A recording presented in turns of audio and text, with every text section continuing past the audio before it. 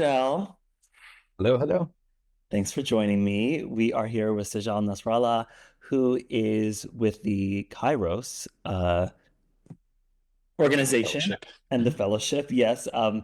And really, we'll be talking about how digital justice relates to justice in the world. For those who might not be familiar with you or your work, can you tell me a little bit about how you personally, maybe even before outside of Kairos, developed your interest in social justice? Um, and how would you describe your primary passions these days? Yeah, thanks for having me. I am of the age where I kind of when I was coming into my teen years, the internet was becoming more and more common in like households and things like this. However, I am the first in my family, a Palestinian refugee family that it was born in the US. So my experience here in terms of like my relationship to social justice is like I was a millennial kid, I was a suburban kid, I was a kid who was on Neopets and MySpace and LiveJournal, and I was also a kid who was living in like the post 9/11 kind of reaction and the war on terror that was taking place. And this kind of like heightened sense of like, ooh, who am I in relationship to the world as a problem, which is a common thread for me and my family during those times. And then my passion in particular kind of like followed down those routes. I was like um interested in refugee resettlement as a career path at some point, and then in the build up to the 2016 general election there was just so much to do on the policy and organizing side of refugee and immigrant rights that my work shifted almost entirely over to political work and community organizing. So I really cut my teeth as a immigrant and refugee organizer in North Carolina, where I live and have been raised.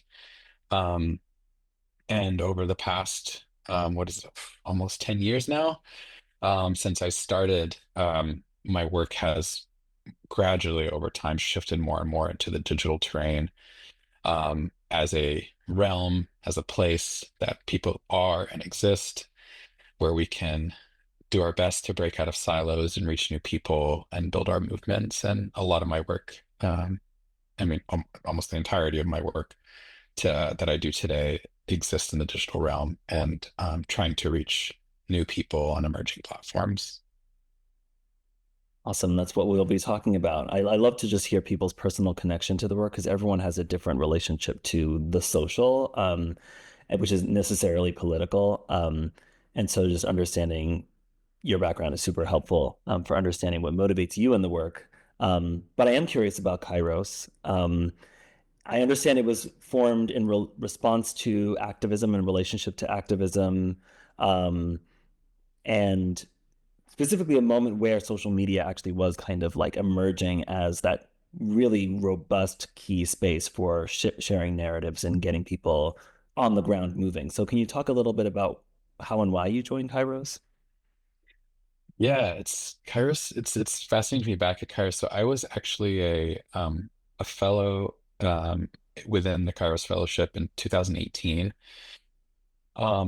Back in its earlier days, Kairos was a fellowship for organizers of color who were interested in working within the digital realm. So it was pretty experimental, but essentially we were at this juncture as a maybe I would say progressive movement broadly to say in the US, where the internet was changing the landscape of organizing. There was grassroots fundraising that was happening, petitions from like major organizations, like organizations like Move On or Daily Kos.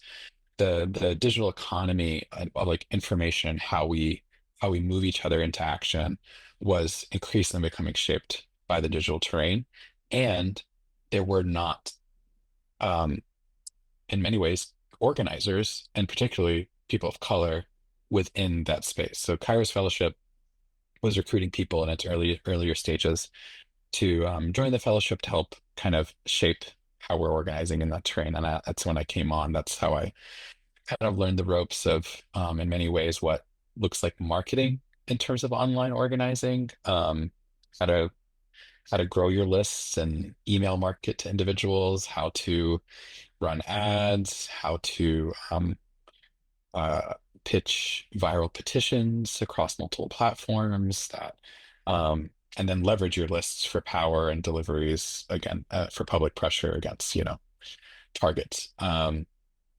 However, Kairos has changed a lot since then. And I think in many ways, I see Kairos as like an experimental organization that shifts as the field shifts. And at this point in time, Kairos is a campaigning organization that targets tech targets. In particular, right now, we have a big campaign against Google, and it's the data centers and the way that they're impacting climate.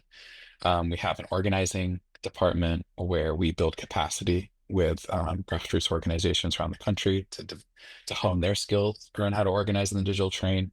And then we have my department, which is learning and analysis, where we kind of endeavor into novel approaches into being online and try to get organizing practitioners skilled up in how we do that work. It's great to be back here. I've been gone for a long time, but when I was thinking about this current iteration of my work, as I've kind of delved more into gaming, Kairos was like the natural home to like land a lot of my like current explorations and thinking. Amazing. We should talk about gaming because it Mhm. is highly social and highly powerful as a medium. But I'm curious, you touched on it a little bit before, but if you could share a little bit more about your relationship to digital space and how you kind of came up in it and realized that it was a useful tool, if not also a space for play and that kind of stuff as well. Yeah. Yeah. I mean, I love talking about uh Neopets. I love like just like these little moments that were really defining for me culturally that took place online. Neopets is like one of the first games that I was like really die hard for as a kid growing up. That was a very social. Felt collecting my little Pokemon-esque guys and interacting and trading and playing games with friends.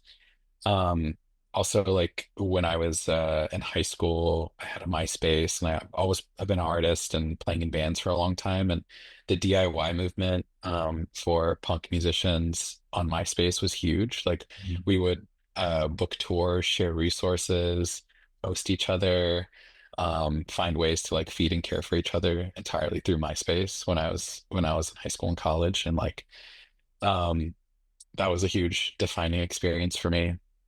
And in many ways, like um, having those defining experiences and being at this juncture in my research and organizing work, it really has landed for me that like I can really only most effectively conduct my research and organizing through the lens of my own personal online life.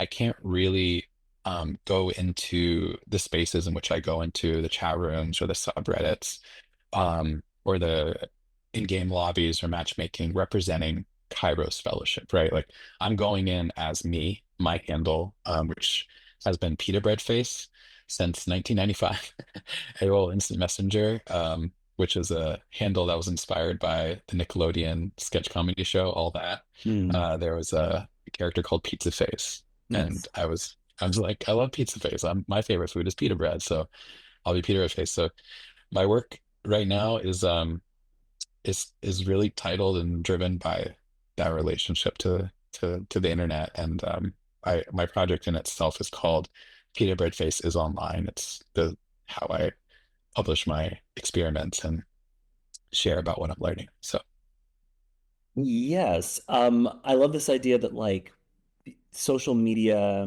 connective entertainment, it's you have to be part of that community in order to really engage and learn and understand anything. It's just like if I wanted to, just go to Portugal right now, but I've never been and I don't speak Portuguese, like I'm not going to learn anything about that. yeah, And it seems like similarly, your research has to be connected to your personal experience. Um, in that personal experience, what have you noticed in the communities in which you engage in terms of the power of social media to advanced collective action, storytelling, the creation of collective knowledge. Um, what are you learning? Oh gosh, there's so much. You know, I'm learning a lot of different orientations, and I'll say this like in a kind of like where the stage I'm at in my work is a particularly like I'm embedded in multiple spaces. I am embedded in some gaming spaces, in particular gaming communities on Discord within Fortnite and a game called Helldivers 2. I am embedded in subreddits related to North Carolina parents and supporters of public schools because I'm a father. So there's a genuine entry for me into these spaces to have conversations about the shape of our public education institutions in North Carolina. And then I'm embedded in certain fandoms related to like TV shows and things like that as well that have some narratives in them that like political storytelling that are exciting to be in my fandoms within and extract opportunities for like shared purpose and solidarity, which really feels like what I'm looking for in these online spaces and in my work. But the overall the orientation that I'm carrying is like um, these platforms are owned by corporations. They're quite difficult. Um, People are good on these platforms. The internet itself is not a, just defined by how these platforms themselves is defined by the people within them who are shaping culture and shaping the work. And it's just a series of orientations that like enhance relationality as best as possible to produce like generative outcomes for our movement. And I love Reddit for these reasons. I love Discord for these reasons. I love places where I can find niche um, niche communities and people who are like genuinely interested in supporting one another. Um, and then there's plenty of challenges. I'm sure we'll get into that, but like, yeah, there's lots of different orientations. Yeah, it gets nerdy really quick. So I try to find ways to speak generally and compellingly, but it does get nerdy. I am curious what Yeah. TV shows you're fans of. Just so I teach TV, so I'm like always Oh interested. yeah. Yeah. So I've been a fan of Our Flag Means Death. Mhm. Um, Sure. pirate show by Taika Waititi. That was a show that I was following. The fandom is really fun around that show. Um, and I just finished a TV show that I think came out. It's until maybe a little dated now. Maybe the last season ended. Called Search Party, and I've Mhm. been digging into the fandom around that a little Mhm. bit, talking with folks. I think that show is a pretty profound read on a cultural read on us.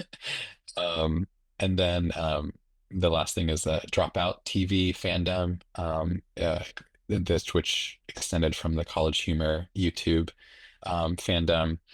Dropout TV is full of wonderful Dungeons and Dragons, political storytelling, amazing, amazing political storytelling, and the fandom is really full and bright and exciting to be a part of. So.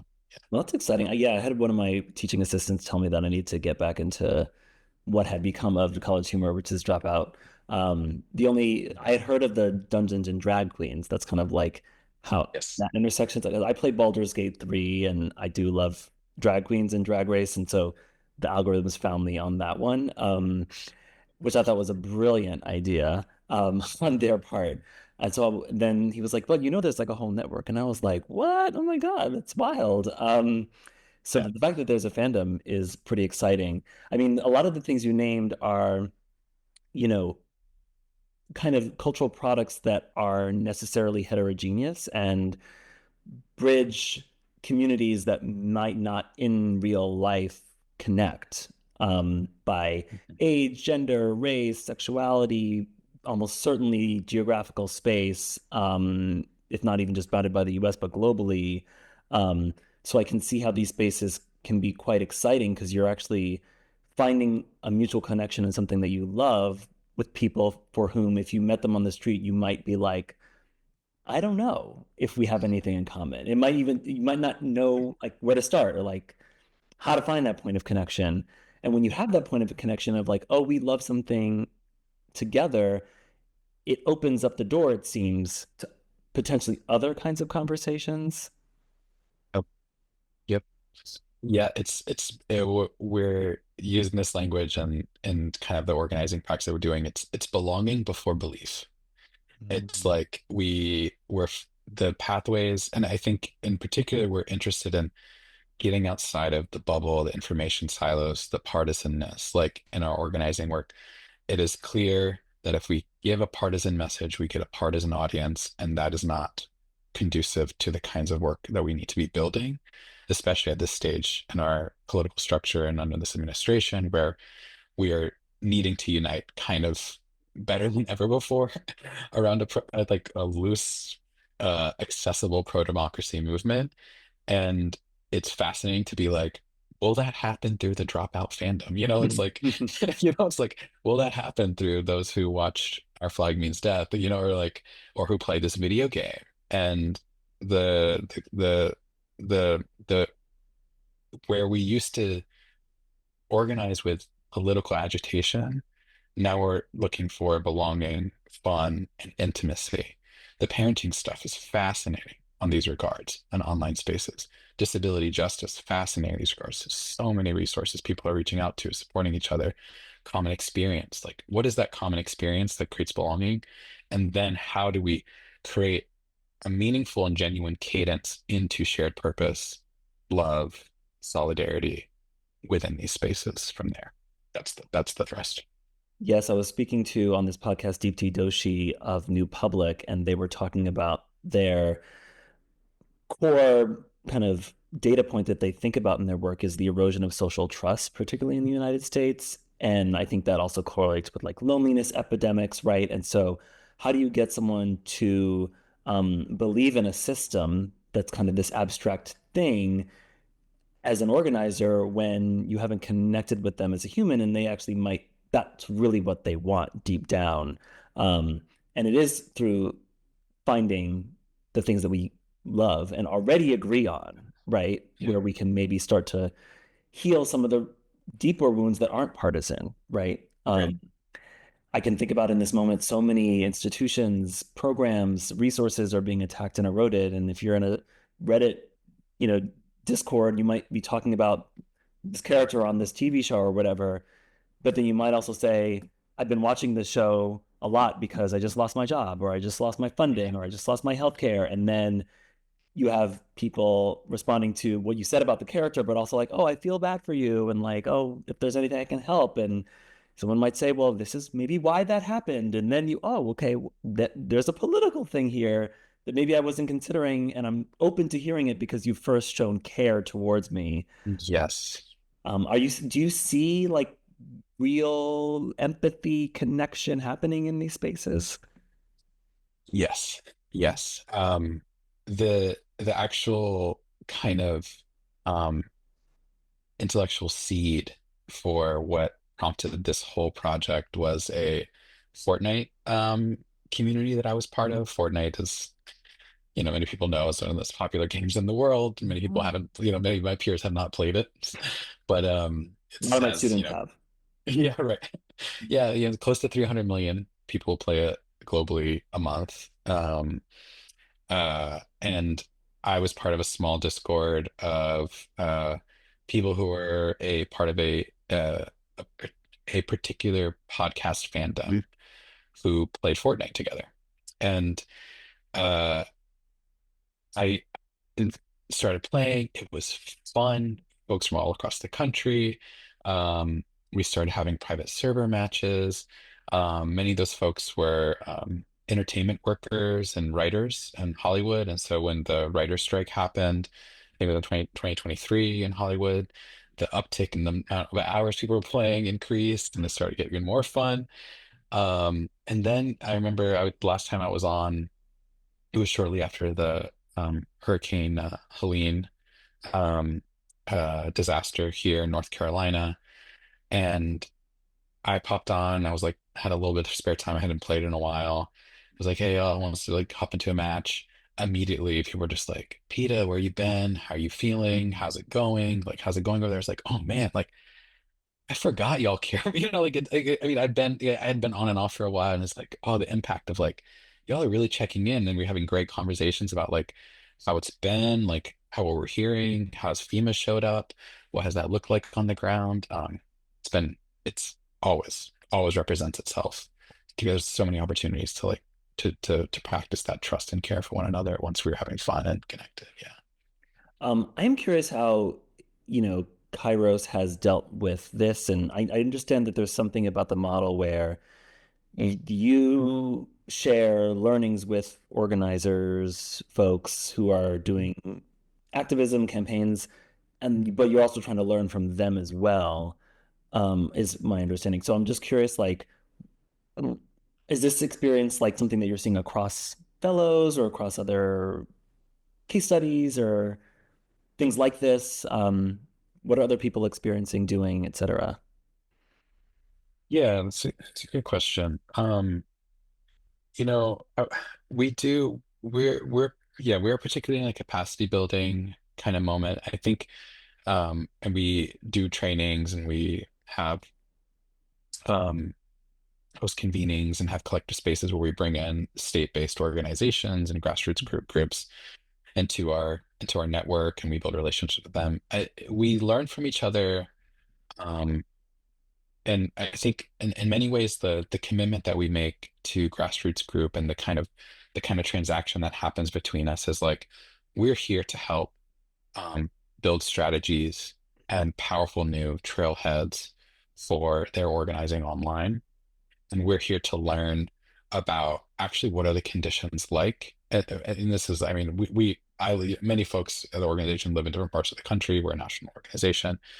We have context in certain places, but like the deeper strategic pieces and uh, really the real struggles that folks face, particularly in certain states. We think about North Carolina, Michigan, Florida, Texas, or big places that we're building. We have a lot to learn about how organizing is changing on a day-to-day basis on the ground, and we need to adapt to each other as well. So um, we try our best to find ways to learn about how best we can integrate the struggle for the digital realm as well in these particular areas that we organize in with these particular groups.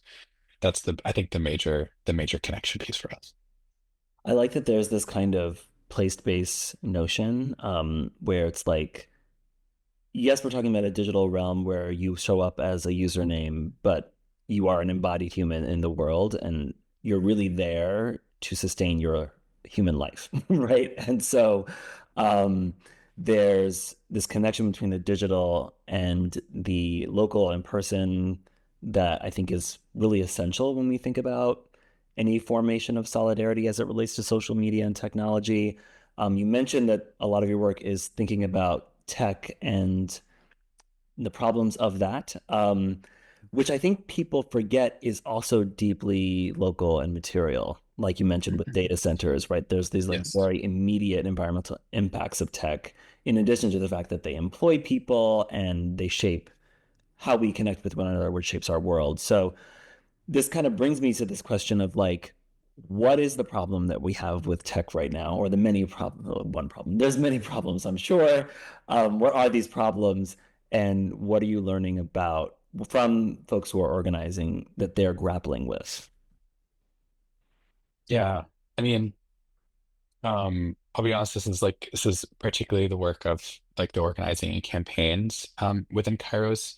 But there's, data centers are a fascinating piece. Like we were we kind of the way we're positioned, we're somewhat able to connect the dots, like for folks sometimes for like, oh, like, they see what's happening, maybe like with I mean, I'll pause here and say like big picture, we are in a massive mask off moment where the consolidation of government and big tech is stronger than ever. Mhm. And it's probably never been this bad.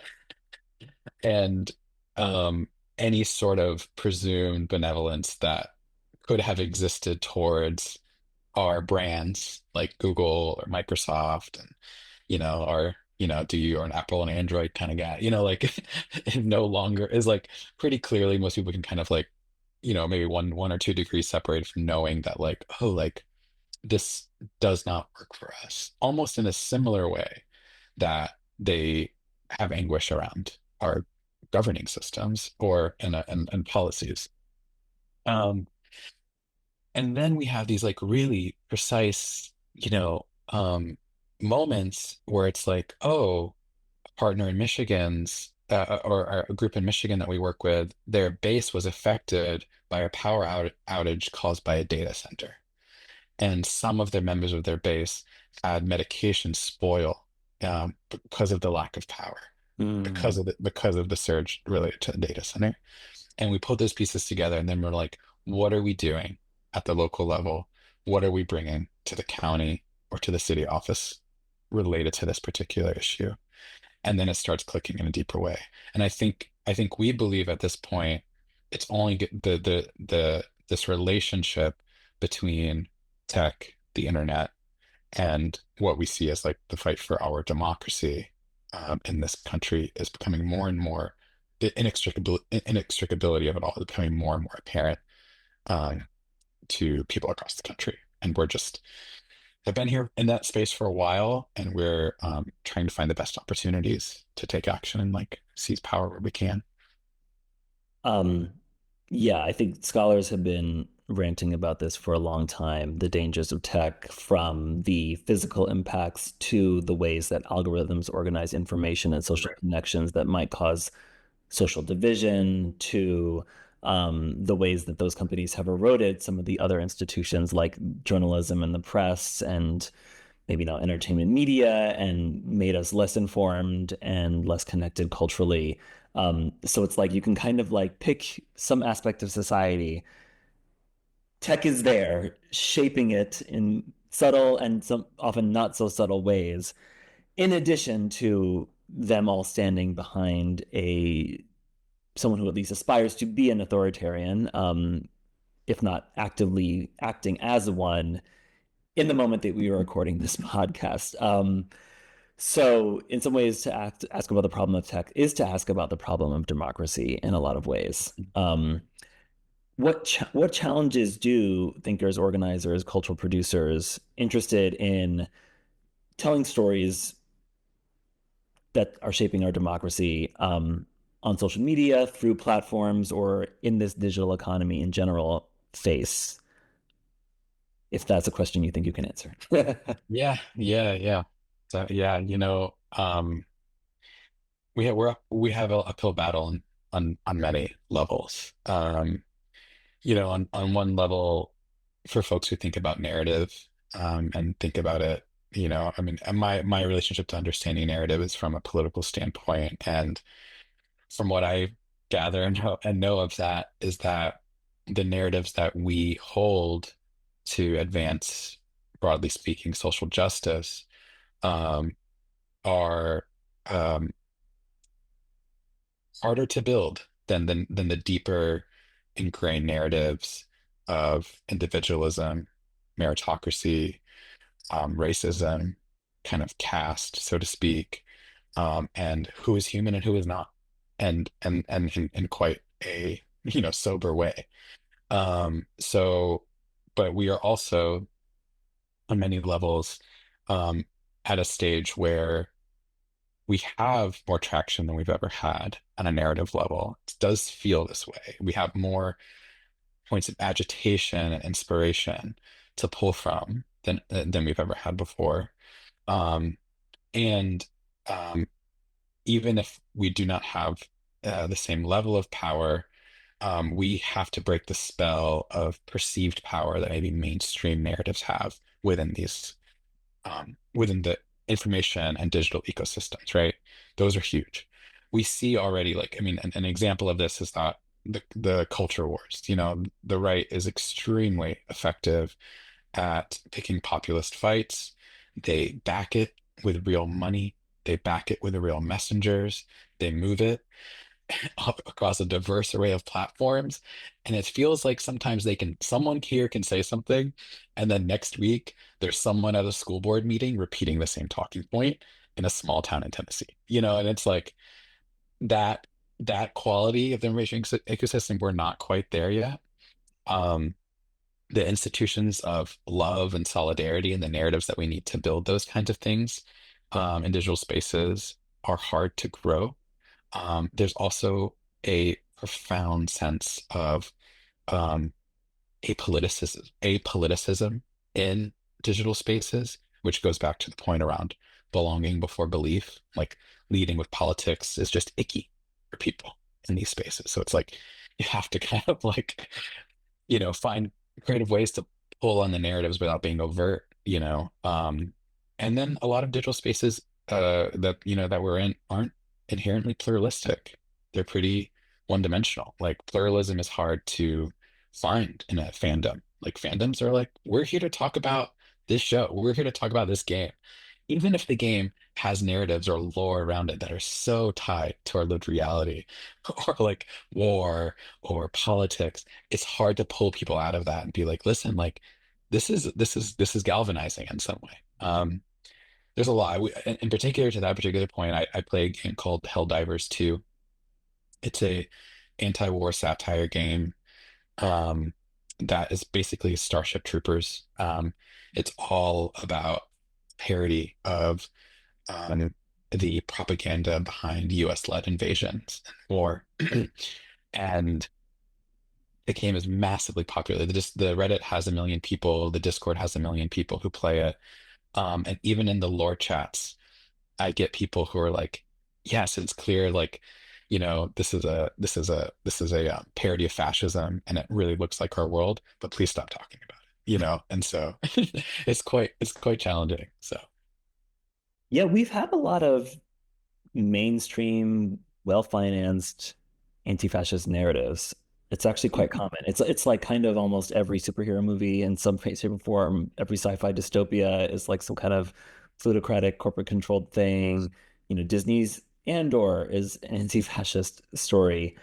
And so we have so many models for how to be in that moment, but it is hard to kind of take people out of the fantasy and back into the reality, and maybe in part because they're escaping the reality, right? You're playing that to win because you can win in fantasy, and it's much harder and less glamorous to win in real life. I'm also very moved and resonating with the notion that just that narrative of solidarity is not sexy in our material reality, and it doesn't trend, it doesn't go viral very often.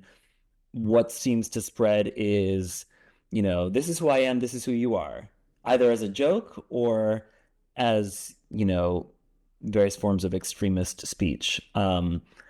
And that seems intentional on the part of the platform designers of those platforms that want people to engage. That's their profit motive anyway. And also to me, it seems like a very kind of quantitative view of engagement where whatever I do in digital space is kind of like turned into a value and the cultural context is evacuated. And I'm speaking largely of these large mainstream social media platforms.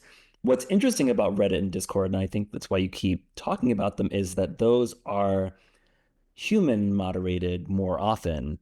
And so there is this like kind of attention to the nuances of what's going on in a particular space digitally that's harder to do with the platforms that have scale. Or maybe not even harder, just more expensive, and they want to save the money, right? So they'll use algorithms and AI instead.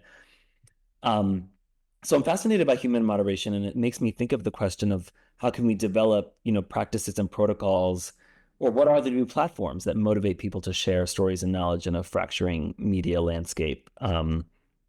Yeah, how do we do it?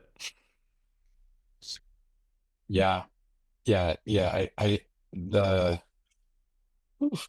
um we're at this stage, I think, at least, and I'll say this for myself, and I think for Kairos, we're seeking guidance from those who maybe are like organizations like New Public, who really think about new platforms.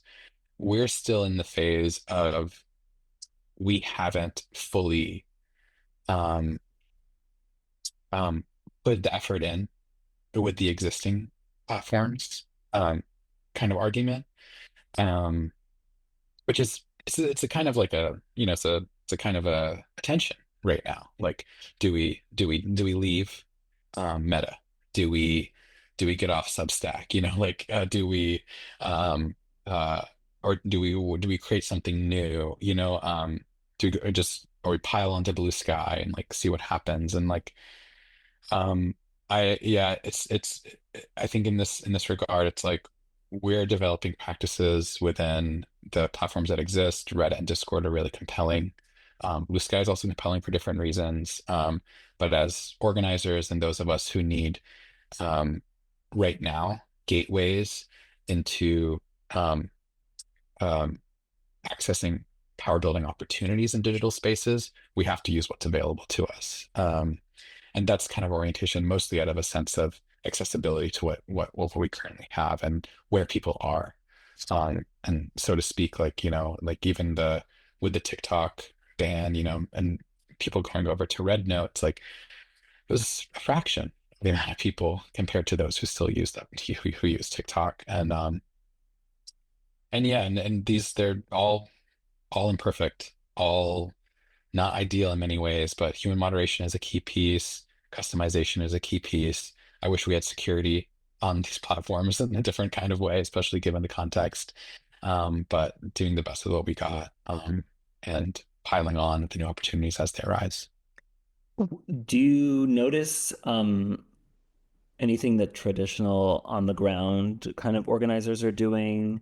Either strategies that they do on the ground that it would be nice if they could implement them digitally, or have they found ways to use some of these major platforms to serve their purposes? Yeah, that's a great question. Um, so peer-based organizing, whether it's having a organizing lead in a community or a neighborhood who then recruits people to committees and organizes people based on school district or blocks or those areas. That is something that we can adapt to digital spaces. Peer-based organizing, peer-based tactics, where in the North Carolina work that I've done, I found that like 86 out of 100 counties in the state of North Carolina have their own subreddit. And if we need to build within those counties, we can deploy someone from those counties, like to go into those digital spaces. It's not, there's something that we've seen in the many years that we've been doing capacity building with organizations around how they use the internet, is that there's something about technology that makes us forget how to organize. And it's just funny. Like, it's like good organizing online is just good organizing. Um, it's about finding the right people, putting the right capacity behind it, consistency, purpose, repetition, honing your scripts, honing your rap. How are you relating to folks? What are your entry points? What are the right questions to get the conversation going? How much time in do you need? All these things apply to the digital realm. Um, it's just a matter of now, like with our limited capacities and budgets, how do we kind of make the case for a lot of organizations and us as well to kind of devote our energy in that direction. And that's in a nutshell what I'm doing. It's like trying to apply what we know about good organizing to digital spaces, and it works. The concept is proven. We just need the resources. Yes, we have the tools, but do we have the resources to scale what works and use those tools effectively across all the places that we need to affect positive change? But in some ways, it's very maybe not hopeful, but it's at least edifying to know that you don't have to reinvent the wheel, and in some ways, you can go back to what has worked for the generations before us, and just do what you need to do to tweak it for the environment that we're currently in. Because I think sometimes people think, yeah, we need a whole new way of doing things and a whole new platform that relates to that whole new way of doing things. And new platforms would be nice if they were well resourced. In an environment of resource scarcity, as we find ourselves almost certainly right now, there's still things we can do. Um, which brings me to the question of this thing that I've been calling on this podcast, cultural protocols. Which cultural protocols, ways of doing things, ancestral technologies, ancestral practices, rituals might be helpful for ensuring that our communities can thrive, connect with each other in this tech dystopia that we find ourselves in.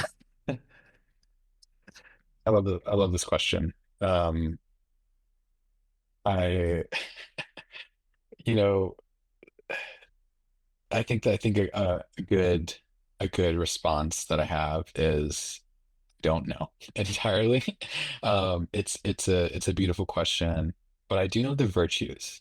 I do know the virtues that we need to call upon, that I know exist, and I think exist, and represent themselves in times of crisis, primarily, and where people kind of come together, where it doesn't matter who has a MAGA sign in their front yard, and who uses they them pronouns. It's like people are colliding, and we need each other, and those virtues are the virtues of just like love, solidarity, curiosity, and compassion, which, although, like saying talking before, like narratively speaking, are harder to access in digital spaces,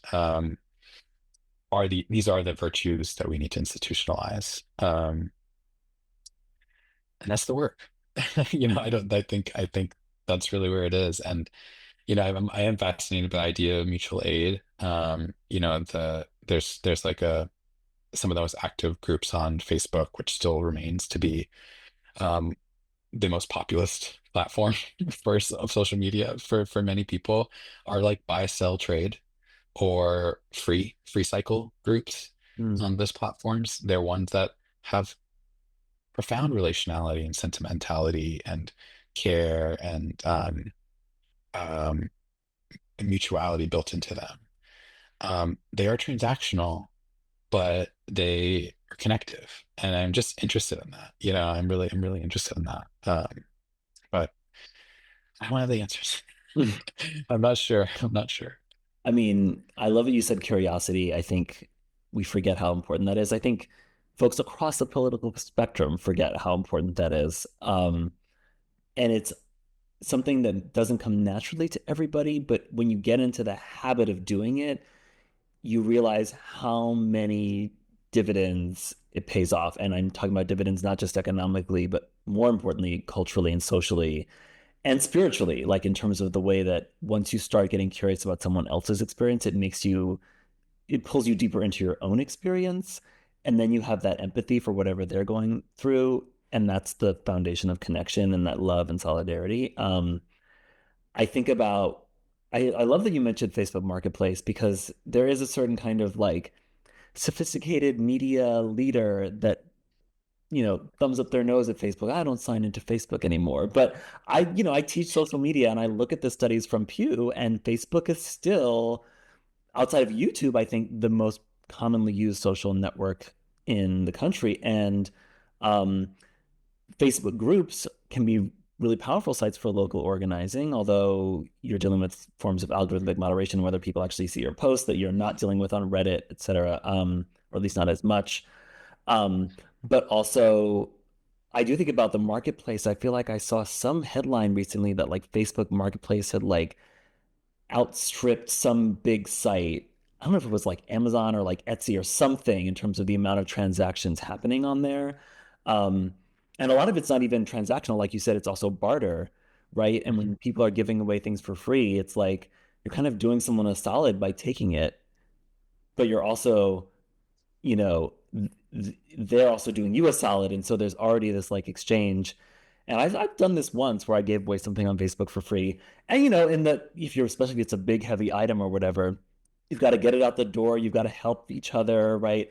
And then you might make some small talk like, oh, why are you giving this away? It's like, oh, I'm getting a divorce or I'm moving. And then you have like, oh, well, I've gone through that. And you're building these connections where you are that are these small connections, but those small connections do add up. You see that person next week at the store, or you see them in trouble a month from now, and you're like, hey, wait, I know that person, and you've had this positive experience, and um, you know, that stuff is happening. And does it scale? Does it not scale? Whatever. But it is some of those old ways of relating. We've always bartered, right? We've always had these moments where we're curious about that stranger that we meet and what's going on in their experience, and it gives us some wider understanding of the world around us. And that is how humans have survived, as a species for millennia, in many ways. So I do think that those values very closely relate to practices and kinds of these very mundane forms of technology that relate to digital technology. So I think you had an answer, is what I'm saying, Yeah, to the yeah. question. I appreciate you adding all that to that. That was great. That was awesome. Um, I'm going to conclude with two questions that I'm asking everyone, Right. which is, what is one specific thing, a cultural practice, design feature, platform policy, anything you could think of that you love about social media or other technologies, could be AI, could be more mundane technologies, that you use in your everyday work that you would like, or life that you would like to keep, and one that you would like to change? Mhm. Oh, yeah. Um, so hmm, yeah, my mind, the way you phrased this question, I thought I had an answer that was compelling, and then the way you phrased it has me like thinking more a little specifically. But I will say that I'm of the belief that we have an abundance of amazing features that we could like apply to how we relate to each other online today. And the biggest block in our ability to do that is that fundamentally, there's political will that blocks, and seeks to distort our ability to have connective features on these platforms. And in many ways, I'm like, Kairos as an organization, for example, has run campaigns on features, around algorithmic harm, around disinformation, around moderation policies.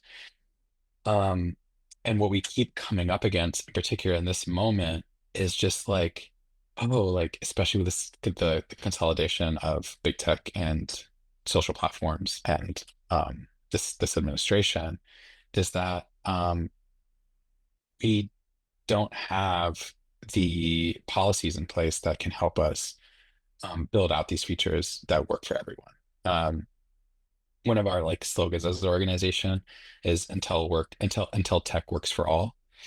Um, and I don't know. I feel like an observer in this moment. I feel like, I'm excited to continue engaging with the interviews that you're having on your podcast, or conversations that you're hosting, and learn from other folks around specifics of features.